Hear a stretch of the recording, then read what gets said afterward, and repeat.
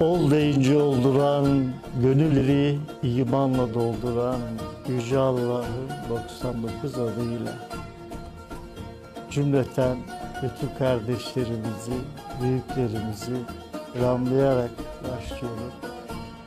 Ben Deniz Celal kardeşimiz Celal Al, Kuruluş Osman dizisinde Abdurrahman Gazi karakterine hayat vermeye çalışan bir oyuncu kardeşimiz. Kuruluş Osman benim için çok özel. Benim bir nevi burası ailem, bir nevi yuvam gibi oldu. Hamdolsun 7 yıldır buradayız. Çok güzel bir ortam. Zaten plato, set, en büyük bizi etkileyen, en çok ruhumuza dokunan tarafı bu.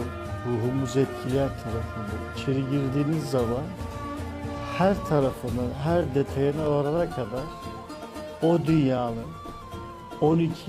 13. yüzyıldaki dünyanın o etkisini görüyorsunuz, o ambiyansı görüyorsunuz. Bizim için çok büyük etkileri oldu. Yani çok şükür insanlara Osman Gazi'yi, insanlara Abdurrahman Gazi'yi, insanlara tarihi bütün karakterleri, real olan, yaşamış olan karakterleri ecdadı anlatmaya çalışmak ve çok güzel tepkiler almak, çok güzel olumlu tepkiler almak. Daha biçilemez değerler. İnşallah daha layık olabiliriz. Daha güzel bir şekilde bu büyük prodüksiyonla, bu büyük yapımda daha güzellerini inşallah gerçekleştiririz. Cennet Mekan Abdurrahman Gazi Hazretleri'ni canlandırmak fakirhane benim için bir şeref. Hakkıyla, layığıyla onun hayatını anlatamayız kesinlikle. Ama hiç değilse ismini zerrecik de olsa insanların kulağına kaçırmak, onun isminin, onun kahramanlığının üzerimde bir sorumluluğu var. Bunun bilincindeyim. Bilincinde olmaya çalışıyorum. Sonuçta kendisi Osmanlı'nın ilk dönemlerinde hizmet etmiş. Kadir'de Aydos'un aynı zamanda fethidir. Sancaktepe'de mezar Abdurrahman Gazi'nin. İlk başlarda hani ağırlıklı selam duruşuyla hani kendisini bir şekilde sadakatiyle, duruşuyla devletine, beyine, obasına, otağına varlık ve teslimiyet noktasında anası, babası, atası her şey otağı ve beyi. Bu şiarı edinmiş birinin elhamdülillah 7. yıla kadar devam etmesi ve bunu daim şekilde, süresiz bir şekilde vermesi çok etkileyici bir şey. Kendime de burada çok fazla aldığım emanet var. Karşılıklı emanetleşiyoruz dediğim şeylerden bir tanesi bu. Çok güzel tepkiler, çok güzel analizleri oldu. İnşallah layığıyla Abdurrahman Gazi'yi, o büyük komutanı hakkıyla anlatabiliriz. Buradan da rahmet olsun inşallah. Böyle bir karakterin şu üstümüze giydiğimiz kostüm, başımıza taktığımız sarığımız, işte kuşandığımız pusatımız, onun sorumluluğu var. Onun ciddi manada üzerimizde, bilincinde olmaya çalışıyoruz diye. Sahneye girmeden önce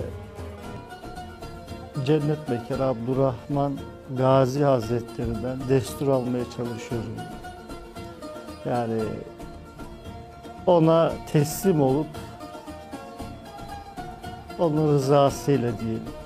Şöyle söyleyeyim, bu yapımın buranın en önemli artılarından bir tanesi, yani 7. yıl olmasına rağmen her sezon sıfırdan alıp her şeyi bütün ciddiyetle, disiplinli bir şekilde bilin veya bilmeyin.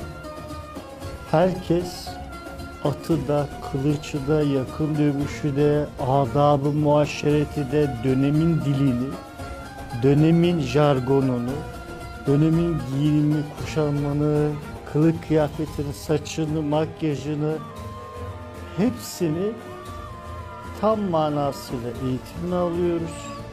Tekrar onunla alakalı bir eğitim sürecimiz geçiyor. Tatil bittikten sonra dışarıda Celal Al gömleğini bırakıp sivil hayatı burada Abdurrahman Gazi, Kuruluş Osmanlı Büromusu olan Abdurrahman Gazi rolüne manen de bedenen de bürünmeye çalışıyoruz.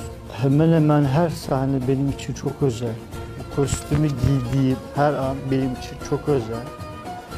Bu çünkü kostümle beraber manevi manada duyduğum haz tarifsiz. İşlerinde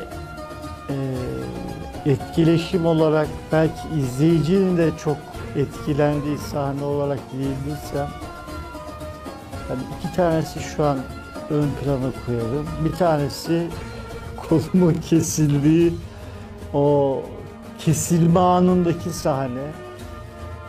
Çok ben etkilenmiştim. Manen de hani o bir Alp'in kolunun gitmesi yani çok acı bir şey. Ölümden bile ağır bir şey.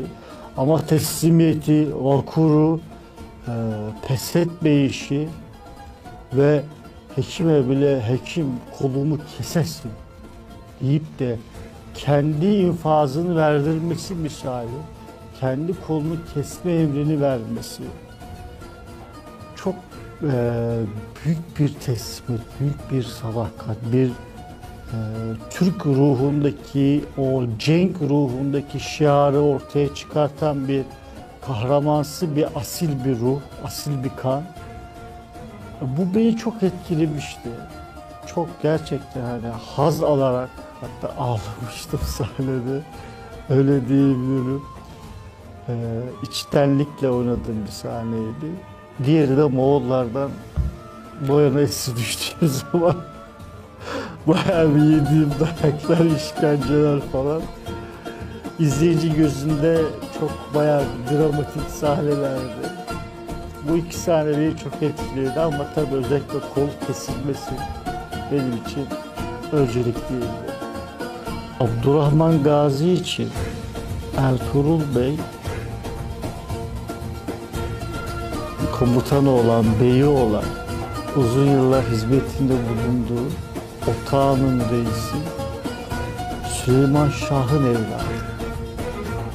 Sadece bir bey değil, aynı zamanda beyinin yadigarı. Nasıl ki Ertuğrul Gazi için Abdurrahman babasının yadigarı ise Abdurrahman Gazi için de Ertuğrul hem kardeşi, hem sırdaşı, hem de beyinin kanı, beyinden yadigar. Yani öz kardeş değilse bile can kardeş bağıyla bağlı olduğu, sayısız cenge, sefere gitmiş, her şeyle sırrını, her türlü sırra vakıf olmuş ama yani duymam, bilmem, görmem düsturuyla hareket etmiş, ömrünü bu şekilde sadakatle çizmiş, yaverlik şerefini en iyi şekilde yapmaya çalışmış birisi.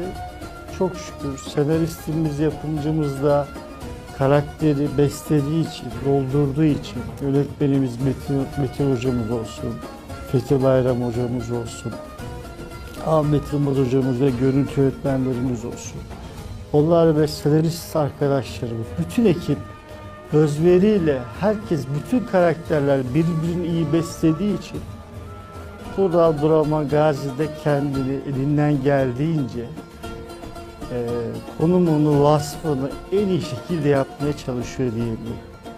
Arkadaşlar, Kuruluş Osman'ın her bölümü çok heyecanlı, çok etkileyici ama emin olun bundan sonraki bölümler çok büyük sürprizler, çok büyük dramlar olacak ve heyecan gitgide artacak. Çünkü artık devlet olmalı.